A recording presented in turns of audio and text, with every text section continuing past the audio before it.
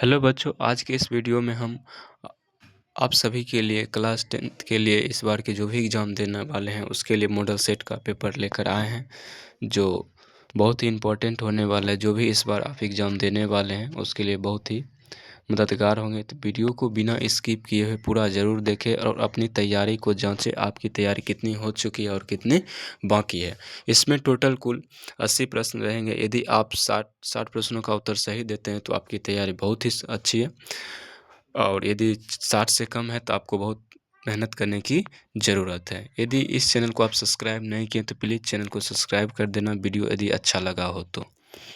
इसी के साथ आज का फर्स्ट प्रश्न शुरू करते हैं। एक फोकस दूरी 10 सेंटीमीटर के अवतल दर्पण द्वारा उत्पन्न आवर्धन धनात्मक होगा यदि वस्तु की दूरी का मान क्या होगा?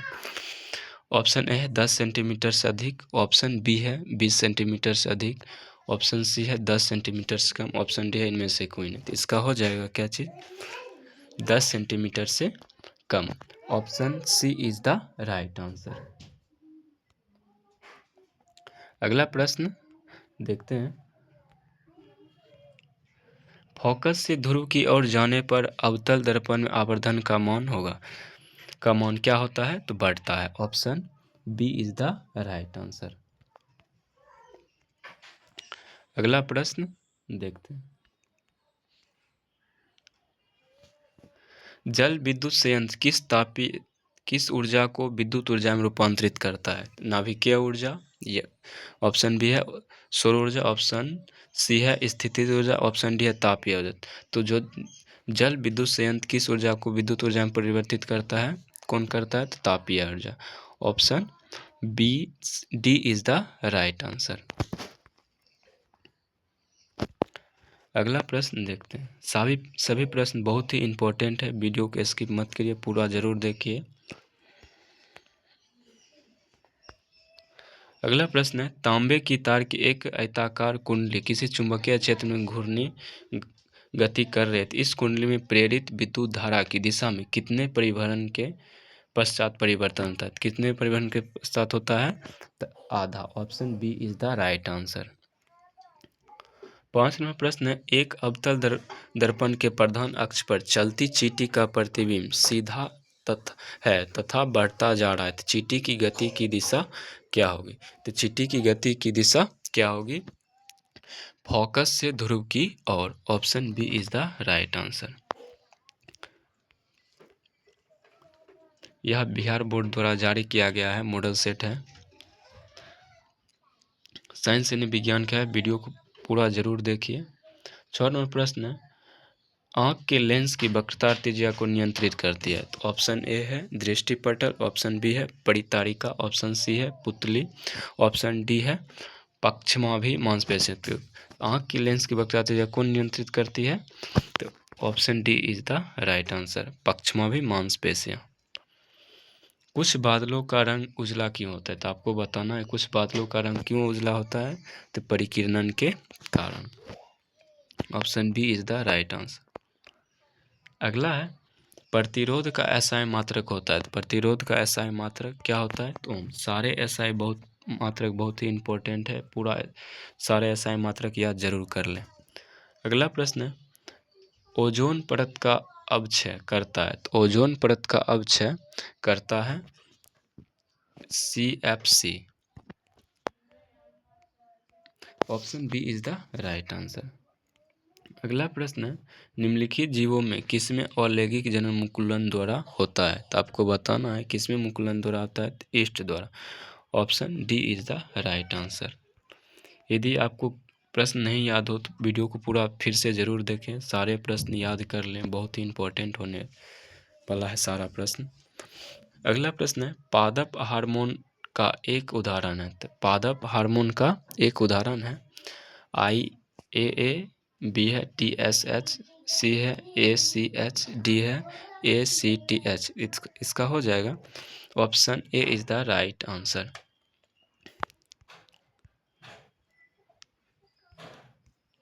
अगला प्रश्न है, आलू में कायिक प्रबंधन होता है। तो आपको बताना है आलू में कायिक प्रबंधन होता है तो जड़ द्वारा या बीज द्वारा, ऑप्शन सी है फल द्वारा, तो तना द्वारा। तो आलू में आलू में कायिक प्रबंधन किसके द्वारा होता है? तो तना द्वारा होता है। Option D is the right answer. अगला प्रश्न है, हाइड्रा पाया जाता है, तो हाइड्रा किस में पाया जाता है? ऑप्शन है जल में, ऑप्शन बी है मृदा में, ऑप्शन सी है वृक्ष में, ऑप्शन डी है इनमें से सभी। तो हाइड्रा किस में पाए जाते हैं? तो जल में पाया जाता है। Option A is the right answer. अगला प्रश्न है, स्वस्थ व्यक्ति का सिस्टोलिक रक्तचाप होता है, तो स्वस्थ व्यक्ति का सिस्टोलिक चाप होता है, कितना होता है? 120 mmHg। B is the right answer. अगला प्रश्न है 15 नंबर, उभयलिंगी जीव का उदाहरण है। ऑप्शन ए है हाइड्रा, ऑप्शन बी है मनुष्य, ऑप्शन सी है मछली, ऑप्शन डी है बकरी। तो उभयलिंगी जीव का उदाहरण, तो उभयलिंगी जीव का उदाहरण क्या हो जाएगा? Hydra. Option A is the right answer. अगला प्रश्न है बहुत इंपॉर्टेंट है, मछली में श्वसन होता है, सबको ही पता होगा मछली में श्वसन होता है, किसके द्वारा होता है? तो गिल्स द्वारा। Option B is the right answer. अगला प्रश्न है, किलोवाट घंटा का मात्रक है, तो किलोवाट घंटा का मात्रक क्या होता है? तो ऊर्जा होता है। Option A is the right answer. अगला प्रश्न देखते हैं। सभी प्रश्न बहुत ही वीवीआई हैं। सारे प्रश्न को हम आज बिल्कुल आसानी भाषा में आपको याद करवाने वाले हैं। अगला प्रश्न है, मानव की आंख में प्रवेश करने वाली प्रकाश की मात्रा को कौन नियंत्रित करता है? ऑप्शन है पक्षमाप पेशी द्वारा या पुतली द्वारा, या ऑप्शन सी है कार्निया द्वारा, ऑप्शन डी है परितारिका द्वारा। तो जो होता है मानव की आंख में प्रवेश करने वाली प्रकाश की मात्रा कौन नियंत्रित करता है? तो पुतली नियंत्रित करते हैं। Option B is the right answer. अगला प्रश्न है, कौन सा परंपरागत ऊर्जा स्रोत है? आपको बताना है कौन सा परंपरागत ऊर्जा है। ऑप्शन ए है नाभिकीय ऊर्जा स्रोत, ऑप्शन बी है भूतापीय ऊर्जा स्रोत, ऑप्शन सी है जैव मात्रा बायोगैस, ऑप्शन डी है इनमें से कोई। तो कौन सा परंपरागत ऊर्जा है? तो जैव मात्रा बायोगैस जिसको कहा जाता है। Option C is the right answer. अगला प्रश्न है, किसी कोष में इलेक्ट्रॉनों की अधिकतम संख्या कितनी होती है? तो किसी कोष में इलेक्ट्रॉनों की अधिकतम संख्या कितनी होती है? तो 2n²। Option C is the right answer. अगला प्रश्न है, कौन सा हाइड्रोकार्बन सबसे सरल यौगिक है? तो कौन सा हाइड्रोकार्बन सबसे सरल यौगिक है? तो methane. Option A is the right answer. अगला प्रश्न है, निम्न में से किस धातु का गलनांक सबसे कम है? ऑप्शन ए है Na, ऑप्शन बी है Cu, ऑप्शन सी है Fe, ऑप्शन डी है Ai। Na करने का नाइट्रो सोडियम, Cu मतलब हो गया कॉपर, Fe मतलब हो गया फास्फोरस, Ai मतलब हो गया एल्यूमिनियम। तो आपको बताना है निम्नलिखित में किस धातु का गलनांक सबसे कम होता है? किसका गलनांक सबसे कम होता है? तो Na। Option A is the right answer. अगला प्रश्न है, सोना की परमाणु संख्या है, तो सोना की परमाणु संख्या कितना होता है? तो आप सबको पता होना चाहिए सोना की परमाणु संख्या कितनी होती है? तो 79। Option C is the right प्रश्न। यदि वीडियो में आप सब अभी तक बने हैं तो पूरा ज़रूर देख कर जाइए, ताकि आपके एग्ज़ाम में यह प्रश्न सीधे आने वाला है, एकदम छाप के आइएगा। निम्नलिखित में कौन लवण है? अगला प्रश्न है 24 नंबर, निम्नलिखित में कौन लवण है? ऑप्शन ए है HCl, ऑप्शन बी है NH4OH, ऑप्शन सी है NaOH, ऑप्शन डी है K2SO4। तो निम्नलिखित में से कौन लवण है? तो option D is the right answer, K2SO4। Option D is the right answer. अगला प्रश्न है, पौधे के वायवीय भागों से जल का स्टोमाटा द्वारा वाष्प के रूप में निष्कासन कहलाता है। तो पौधे के वायवीय भागों से जल का स्टोमाटा किस द्वारा वाष्प के रूप में निष्कासित होता है। तो किसके द्वारा निष्कासित होना क्या कहलाता है? 25 का हो जाएगा option B is the right answer, बाष्प उत्सर्जन। जब भी होता है क्या होता है? बाष्प उत्सर्जन द्वारा क्या होता है? जो जल होता है वो हवा की ओर जाता, निष्कासन होता है 35 उसका।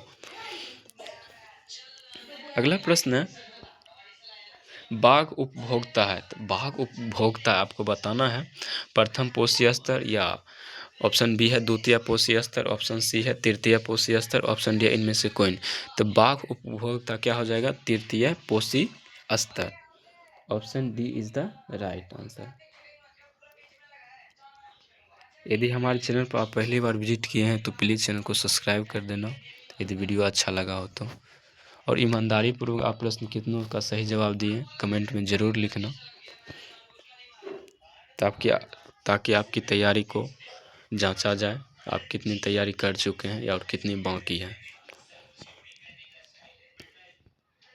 अगला प्रश्न है, मानव का उद्भव स्थान है। तो मानव का उद्भव स्थान है, कहने का अर्थ हुआ मानव का जन्म कहाँ से, यानी उद्भव। ऑप्शन ए है भारत, ऑप्शन बी है चीन, ऑप्शन सी है अफ्रीका, ऑप्शन डी है अमेरिका। तो मानव का उद्भव स्थान क्या हो जाएगा? Africa. Option C is the right answer. अगला प्रश्न है 28 नंबर, कुर्मा कुंजन गति कुर्मा कुंजन गति किसमें पाया जाता है? तो इसका हो जाएगा ग्रास नली एवं छोटी आंत में, दोनों हो जाएगा। Option B is the right answer और option D is the right. इस प्रश्न का उत्तर हो जाएगा दोनों।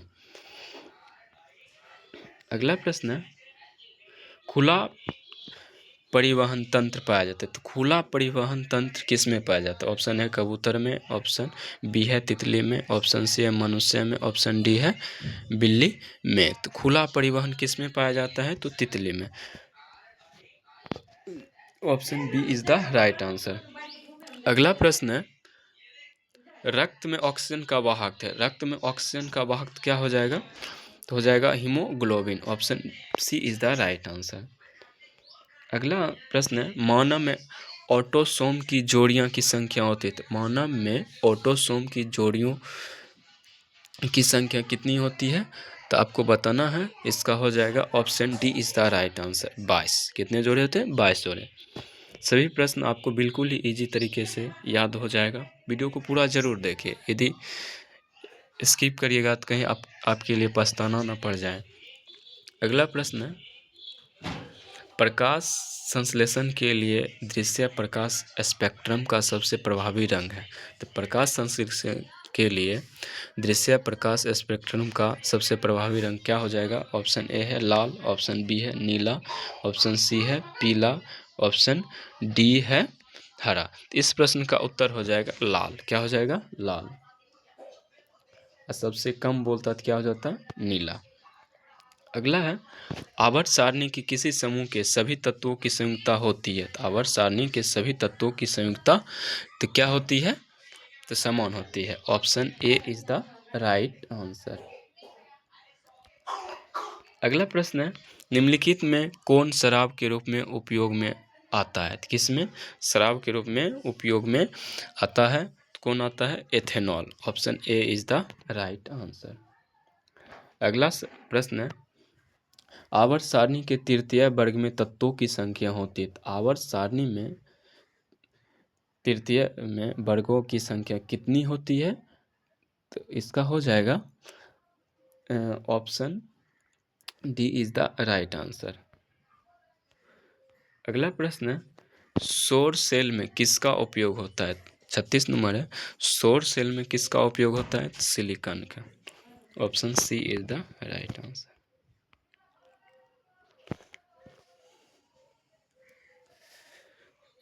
37 नंबर है, एक तत्व का इलेक्ट्रॉनिक विन्यास 287 है। तो इस तत्व की परमाणु संख्या क्या होगी? इस परमाणु की संख्या क्या होगी? 287। तो इसका हो जाएगा option C is the right answer. Option C is the right. इस प्रश्न को कैसे दिया जाता है जवाब? तो जितने भी आपको सेल दिए रहेंगे आपको सिर्फ क्या करना है? जोड़ देना है। जैसे यहाँ 2 है तो 2 प्लस में 8 प्लस में 7 इक्वल टू जोड़ देना है सबको। 8 2 10, 10 7 7 कितना हो गया? 17। इस प्रश्न का उत्तर हो जाएगा कितना? Option C is the right answer.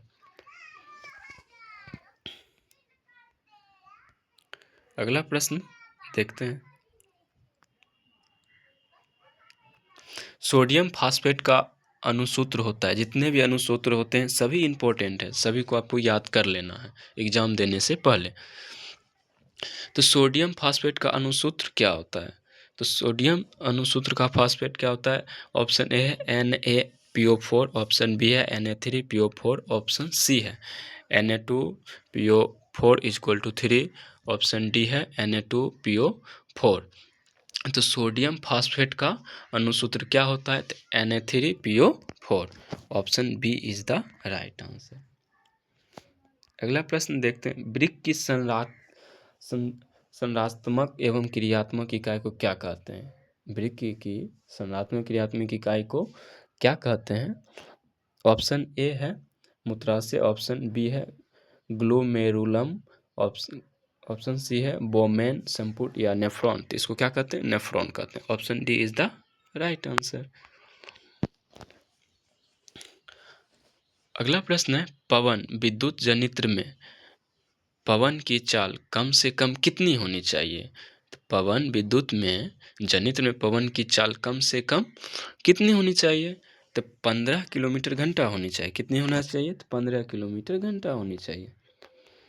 अगला है, विभक्त वलय प्रयुक्त होता है। तो विभक्त वलय किस में प्रयुक्त होता है? विभक्त वलय किस में प्रयुक्त होता है?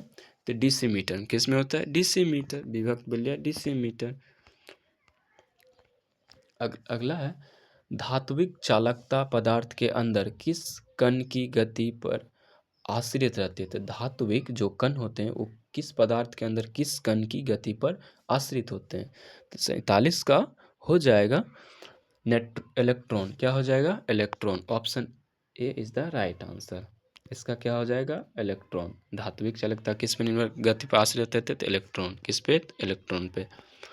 अगला है, बॉक्स टाइम और कूलर के ऊपरी भाग में कांच का ढक्कन रहता है, तो इसका कारण है क्यों रहता है? तो इसका आपको बताना है। 44 नंबर है। 44 का हो जाएगा,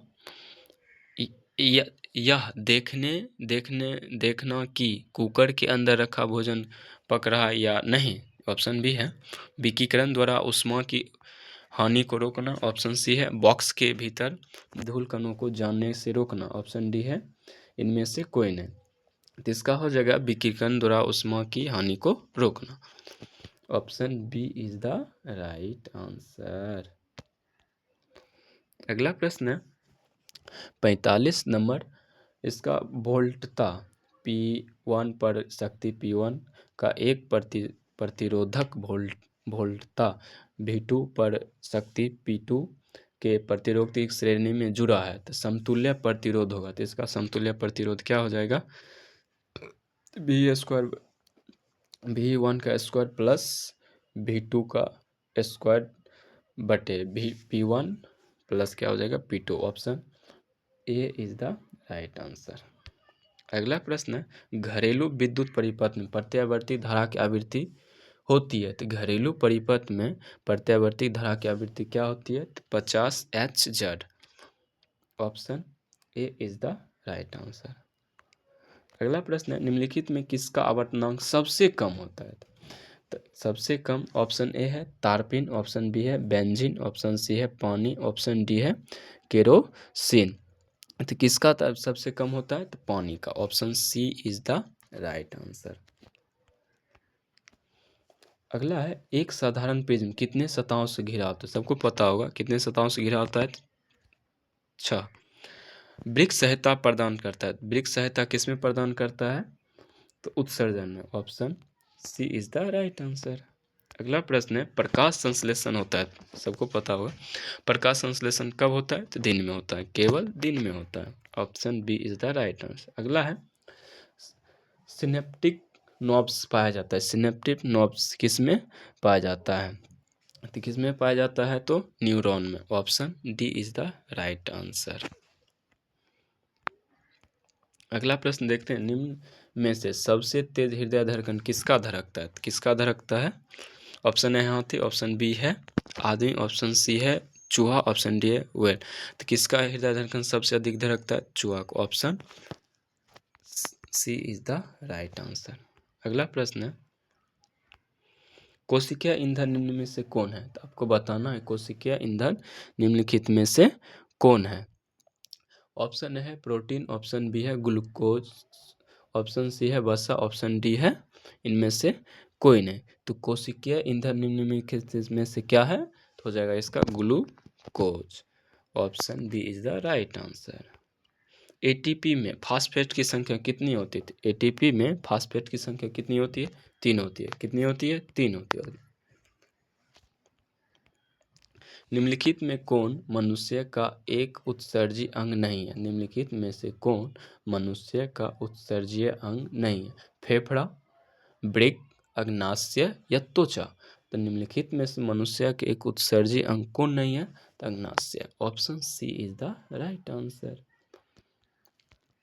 अगला है सबसे छोटी अंतःस्रावी ग्रंथि है। तो सबसे छोटी अंतःस्रावी ग्रंथि है तो इसका हो जाएगा option C is the right answer, pineal. Option C is the right. अगला है सभी अम्ल जल में घुलकर प्रदान करते हैं। तो जल में घुलकर सभी अम्ल क्या प्रदान करते हैं? H+ ion. क्या करते हैं? H+ ion.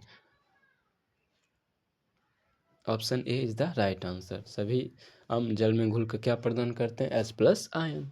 निम्नलिखित यौगिकों में कौन दुर्बल अम्ल है? आपको बताना है निम्नलिखित यौगिकों में कौन दुर्बल अम्ल है। ऑप्शन ए है HCl, ऑप्शन बी है CH3COOH, ऑप्शन सी है H2SO4, ऑप्शन डी है HNO3। तो निम्नलिखित में से कौन दुर्बल अम्ल है? तो इसका हो जाएगा CH3COOH। Option C is the right answer. अगला प्रश्न है सिल्वर आयोटाइड का रंग कैसा होता है? तो सिल्वर आयोटाइड का रंग कैसा होता है? ये तो सबको ही पता होना चाहिए। सिल्वर आयोटाइड का रंग कैसा होता है? पीला। तो option C is the right answer. अगला प्रश्न है सबसे कठोर प्राकृतिक पदार्थ क्या है? सबसे कठोर प्राकृतिक पदार्थ क्या हो जाएगा? हीरा। सबसे कठोर प्राकृतिक पदार्थ क्या हो जाएगा? हीरा। अगला है कार्बन के कितने रवादार अपरूप होते हैं? तो कार्बन के कितने रवादार आरूप होते हैं? कितने होते हैं? 3 होते हैं। Option C is the right answer. अगला प्रश्न है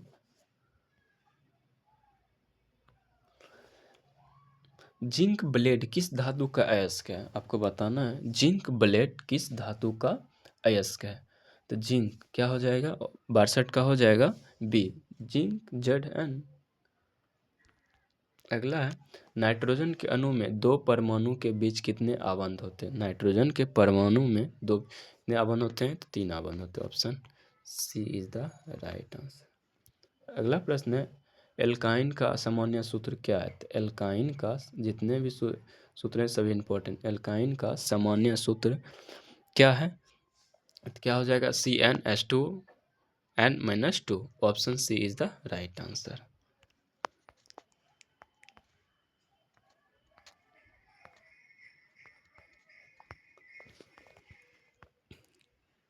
अगला प्रश्न है सारे प्रश्न बहुत ही इंपॉर्टेंट है। यदि वीडियो में आप अभी तक बने हुए हैं तो वीडियो को पूरा ज़रूर देखें। मात्र अब 15 प्रश्न बचे हुए हैं तो वीडियो को स्किप मत कीजिए, पूरा ज़रूर देख कर जाइए। यदि आप नए हो तो प्लीज़ चैनल को सब्सक्राइब कर देना।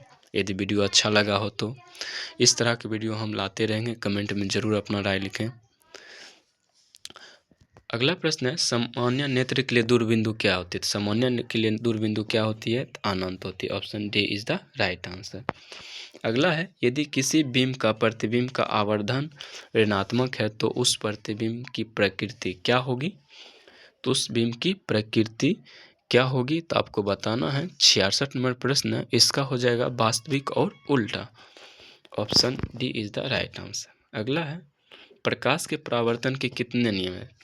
तो प्रकाश परावर्तन कितने नियम है? तो 2 नियम है। Option B is the right answer. अगला प्रश्न है एक प्रकाश किरण एक समतल दर्पण पर लंबवत आपतित होती है तो परावर्तन का कोण मान क्या होगा? तो 0 degree Celsius. Option D is the right answer. अगला प्रश्न है वायुमंडल में प्रकाश का कौन सा रंग वर्ण अधिक परिकिरणित करता है? कौन सा अधिक परिकिरणित करता है? तो नीला। Option D is the right answer. अगला है वायु में अभिसारी लेंस है, तो वायु में अभिसारी लेंस कौन सा है? 70 का हो जाएगा, या कांच का अवतल लेंस, बी कांच का समतलावतल लेंस, या सी कांच का उत्तल लेंस, या डी इनमें से कोई नहीं। तो इस प्रश्न का उत्तर हो जाएगा कांच का उत्तल लेंस। क्या हो जाएगा? कांच का उत्तल lens. Option C is the right answer. अगला प्रश्न, यदि अवतल दर्पण का निचला आधा भाग टूट जाए तो प्रतिबिंब क्या होगा? प्रतिबिंब क्या होगा? कम तीव्र बनेगा। क्या होगा? कम तीव्र बनेगा। Option C is the right. अगला है, जब प्रकाश की किरण हवा विरल माध्यम से कांच सघन माध्यम में जाती है तो वह मुड़ती है किसकी ओर मुड़ती है? अभिलंब की ओर। Option B is the right. अगला प्रश्न है, ऑक्जेलिक अम्ल का प्राकृतिक स्रोत निम्नलिखित में कौन है? तो ऑक्जेलिक अम्ल का प्राकृतिक कौन सा स्रोत है? तो टमाटर। Option A is the right answer. अगला है, प्रोपेन का आणविक सूत्र C3H8 है, तो इसमें तो प्रोपेन का आणविक सूत्र क्या हो जाएगा? C3 या H2 है, तो इसका सहसंबंध क्या हो जाएगा? तो 10 सह संयोजक आबंध। Option D is the right. अगला है, ओजोन परत किस हानिकारक विकिरण से पृथ्वी की सुरक्षा करती है? किससे करती है? तो पराबैंगनी से। Option C is the right answer.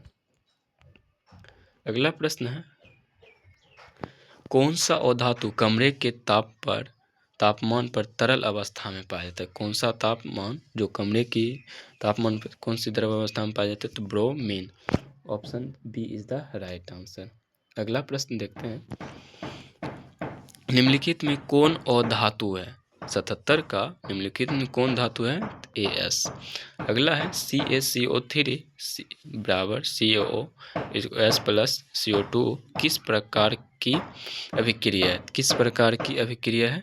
तो वियोजन। Option A is the right answer. निम्नलिखित में कौन समीकरण संतुलित है? तो आपको बताना है निम्नलिखित में कौन समीकरण संतुलित है, तो इसका हो जाएगा बी। क्या हो जाएगा? बी। Zn प्लस H2SO4 बराबर Zn SO4 प्लस में H2। लास्ट नंबर प्रश्न है, निम्नलिखित में से किसके द्वारा औद्योगिक क्षेत्र में अम्ल वर्षा होती है? किसके द्वारा होती है? तो सल्फर डाइऑक्साइड के कारण। Option B is the right answer. आज हम टोटल 80 प्रश्न को देखें बिल्कुल इजली तरीके से। यदि इस प्रश्न को आपको याद नहीं हो तो नोट कर लें, नहीं तो वीडियो को फिर से पूरा ज़रूर देखें ताकि आपके लिए बहुत ही इस बार के एग्ज़ाम में आप छाप पाएँ। तो यदि आप नए हो तो प्लीज़ चैनल को सब्सक्राइब कर देना, और यदि वीडियो अच्छा लगा हो तो आज के लिए इतना ही।